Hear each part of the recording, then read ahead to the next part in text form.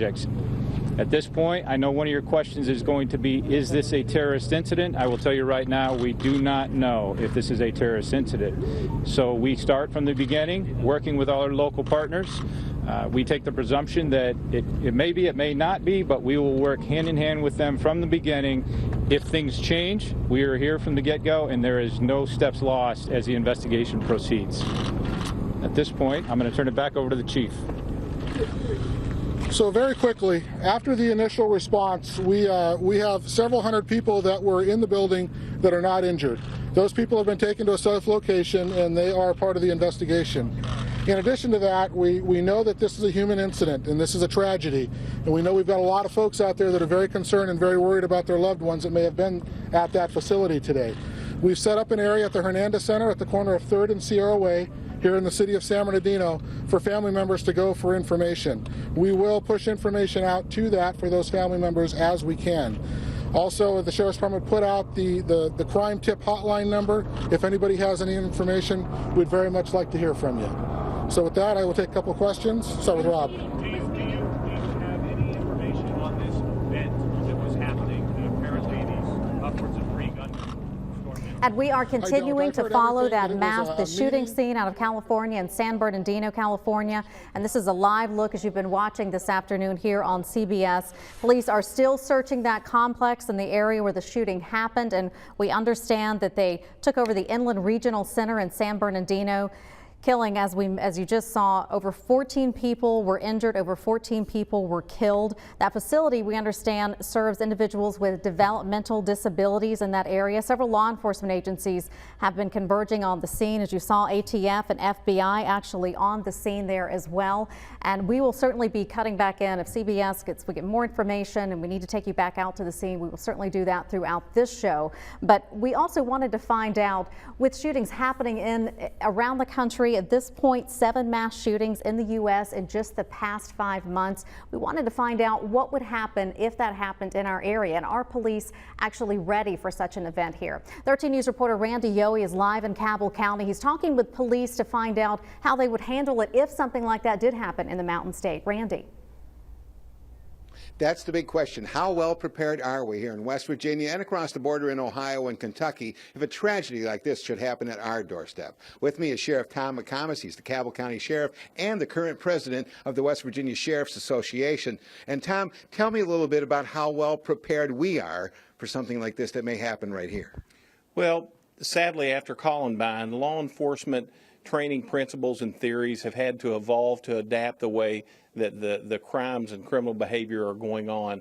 So obviously law enforcement procedures and techniques have had to evolve with that. Recently we had an incident at a local department store that actually someone said that had turned into an active shooter situation.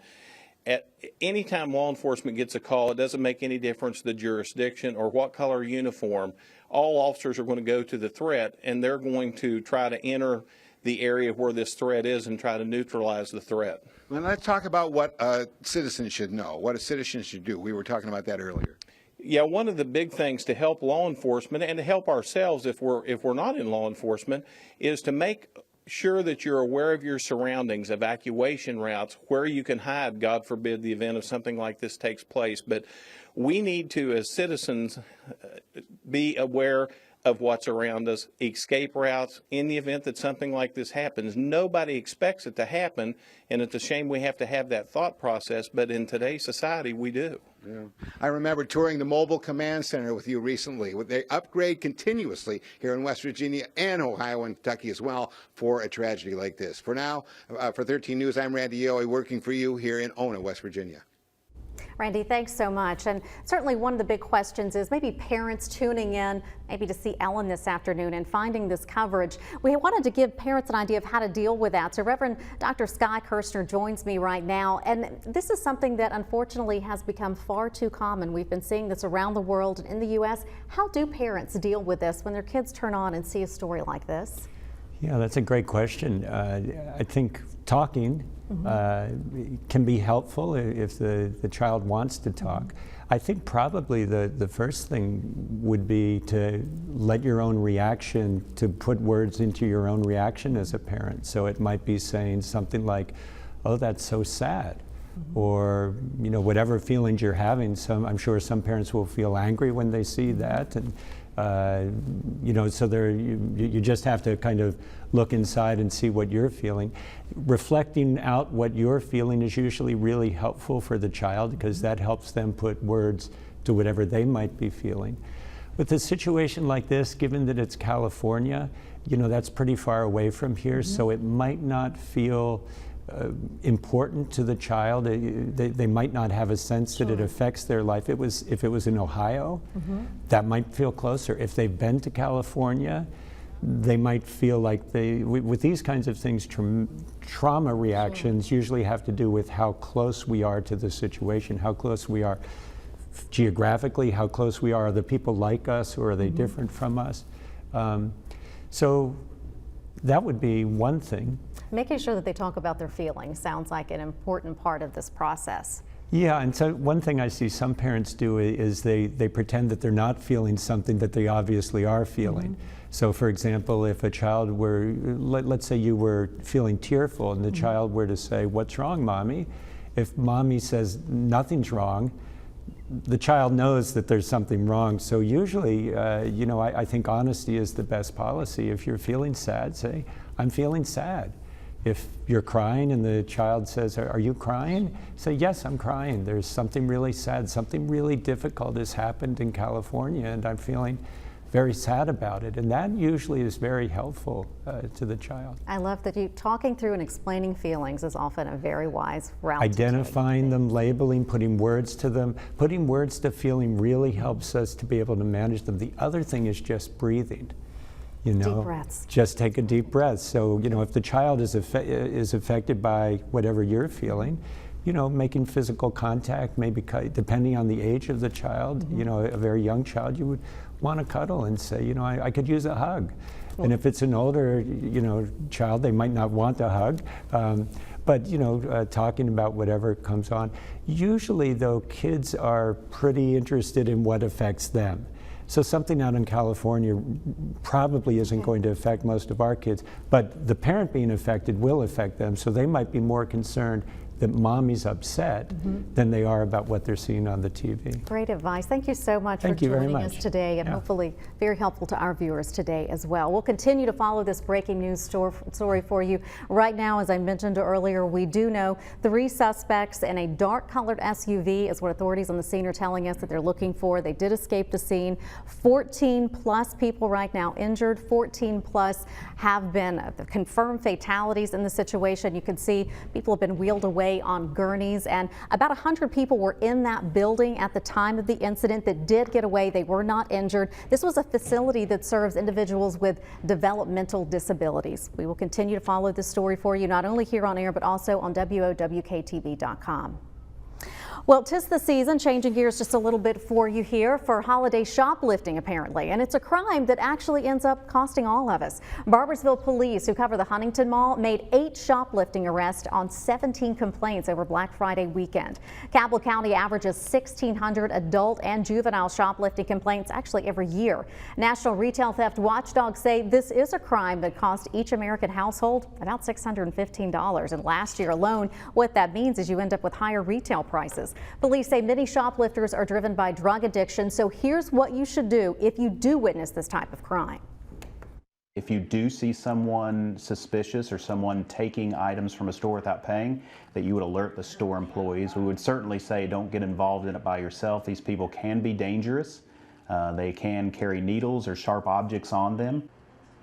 Now, West Virginia penalties for the first 2 shoplifting offenses include possible heavy fines, double restitution, and up to 6 months in jail. A third shoplifting charge actually becomes a felony. A conviction could mean up to 10 years in prison.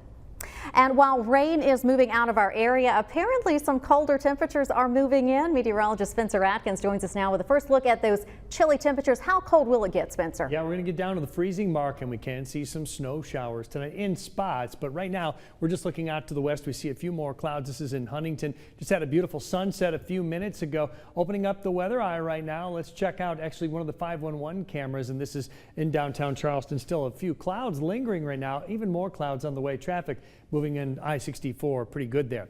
Here's the rain now on the Storm Tracker 13 HD Dual Live Doppler. Now it's starting to move closer to US 23 in southern Ohio. That'll bring us a brief splash. Those are snow showers. Could stick a little bit out up towards Summersville and out toward Richwood first thing in the morning tomorrow morning, and we may see a few of those flakes flying even in the lowlands, but not really sticking. We have 51 in Charleston, 47 Huntington, getting cooler out to the west. We're in the 30s in Cincinnati and Hillsborough. I'll be back in just a few minutes, and we'll walk you through the big changes over the next 7 days. Spencer, thanks. The Don Blankenship criminal trial has now moved past the 2-month mark. Today, jury deliberations were cut short because of a sick juror. The court was let out just before 3:30 this afternoon. Yesterday, the judge issued an Allen charge, which was encouraging the jury to continue deliberations and try to decide on a verdict. The defense again motioned for a mistrial in this case. That motion was denied. The jury will continue their deliberations tomorrow morning, beginning at 9:30 at the federal courthouse in Charleston. 3 Kentucky teams from our viewing area will be vying for a state title, but for one school, this is a particularly unique opportunity. Johnson Central and the community that surrounds it have been through a lot over the past few months following that devastating flood in July. The team volunteered to collect food and other items to help those impacted. We spoke with the team's starting quarterback, Bryce Workman, about what this means for the fans. Life's tough, and you go through hardships and stuff, but we're in high school now. We don't have to worry about bills or anything, nothing. We shouldn't stress over anything really, but this is kind of prepares us for the real world right here. And Johnson Central will face South Warren for the 4A title on Sunday with a 7 p.m. kickoff at Western Kentucky. Cash back in your hand. Ladies who signed up for the Dirty Girl Mud Run will soon see an email instructions on how to get their money back. About 1,100 would-be participants paid fees back in 2014 to enter that race. Then 100 LLC canceled the event and didn't return runners their money. The Attorney General's office has settled with the company. Emails will be coming to runners in the coming days, so make sure if you signed up, you check your inbox. You can help kids here in the Mountain State this holiday season. The 68th annual United States Marine Corps Toys for Tots drive kicked off during last night's Joyful Night celebration at the state capitol. The annual collection may seem simple, but it's actually helping hundreds of families have a much better Christmas. If you have new and unwrapped toys, you can drop them off right here at our station at WOWK in Charleston, or also at our Huntington office, or actually any business that you see the Marine Corps Toys for Tots box. We'll be holding our annual drive through the drop-off through December 11th. Now on 13 News at 5, a Java Jolt. Could you love coffee but didn't actually require a mug? Why your AM routine might never be the same again. We'll tell you why. And taking care of your baby could actually cost some major bucks. What some parents are doing now, saying they're forced to simply skip because they can't afford it.